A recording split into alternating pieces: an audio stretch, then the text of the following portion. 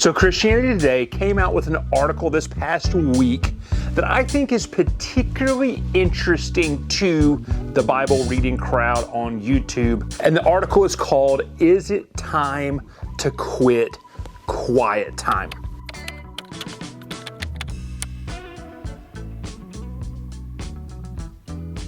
I'm Chad Brooks. I'm a pastor in Louisiana. I make videos about the Bible, the spiritual life, and the everyday going-ons of a pastor. And the reason this article really first jumped out to me was because I spent my entire formative, single digits and middle school career hearing about the quiet time almost constantly. My dad was a youth pastor back then, and if I think that there any fruit of his youth ministry that had a long-lasting effect, that especially went with him as he became the senior pastor of the church I grew up with, and that stayed with him his whole 44 years in ministry, I think it was the idea of a quiet time. When I was a little guy, 9, 10, 11 years old, almost youth group age, I was deeply obsessed with these little plastic 3-ring binder notebooks, A5 style, that all the kids in the youth ministry had. And it was literally their quiet time book. That was kind of the thing that my dad talked about more than anything else. So if you're asking this question, Chad, what are you talking about? What is a quiet time? It is this practice that, if anything, is like peak 90s evangelical faith of sitting down and having a personal and private daily devotional. And that idea has kept moving forward really probably since the 1970s, when the term really began to first come around. And that's what Christianity Today is talking about this article. So it's a long article. I'm not going to go into the whole 9 yards of it. I'm going to encourage you to go read it for yourself. The link is down below in the description. But I want to talk about a couple of things about this article that I think are interesting, especially in the post 2020, 2021 era of church, and all of the ways that culture has begun shifting. Now, if you've watched my channel for any length of time, you know, I have no issue with personal Bible reading whatsoever at all. If anything, it's kind of like the thing that I do and I'm known for on YouTube. The article does a really good job kind of going into the history of the idea of a quiet time, talking about how it is the basis in many ways of Western evangelical faith. It talks about the merging of two ideas I think are really interesting. The number one is the idea of keeping the morning watch. And what we see in the morning watch happening is the merging of a couple of different things. Number one is the practice of private prayer. And then number two is the practice of personal scripture reading. Now, these are things that Christians just do, and they've done across the history of time, at least, the whole private prayer thing.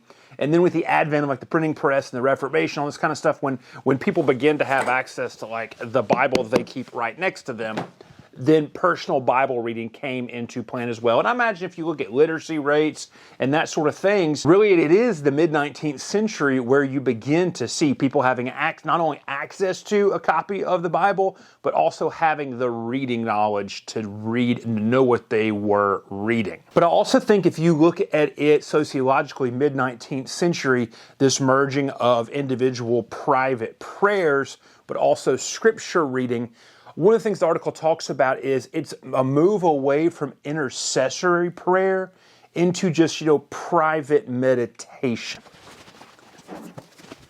One of the things I've talked about on the channel a lot in the last couple of months, really the last year, is my use of the Episcopal Book of Common Prayer and the idea of praying the daily office. And I think, now that I think about this now, the office is a form of private prayer that is distinctly different from just intercessory prayer, but then also the idea of just thinking or meditating about what's going on. And what the article does a really interesting job talking about is the way that this personal devotional time became increasingly individualistic and more self-focused. And kind of the first thing that popped off was just the lack of biblical literacy among a population of younger people in Christian colleges at the time, and the writer was realizing this. And so I'm reading this article, I'm thinking about this sort of thing, And I keep thinking about some stuff I wrote during the pandemic when people were trying to sort out the idea of online church versus not online church. What does it mean to meld all of these expressions of Christian worship together? And really, you see inside the history of church, there's actually three primary expressions of devotion in the Christian life.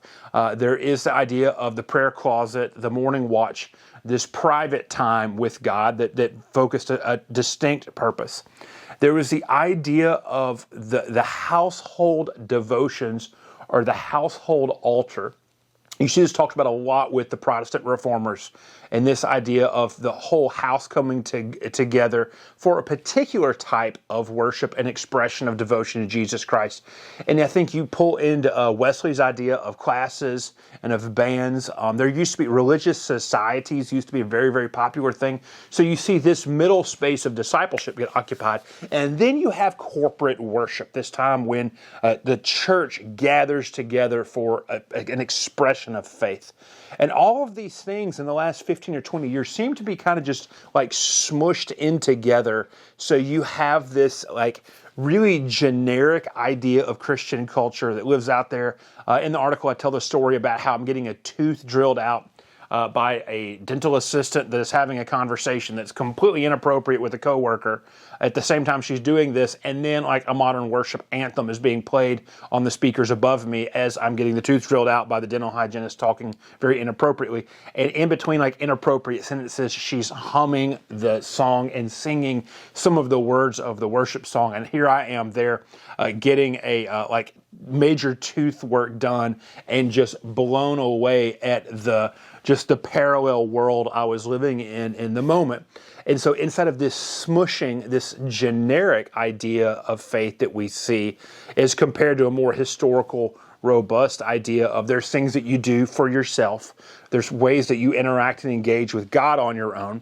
Then there's things that you do together with a smaller group of people or with the people in your home for a very expressed purpose. And then there's also corporate worship.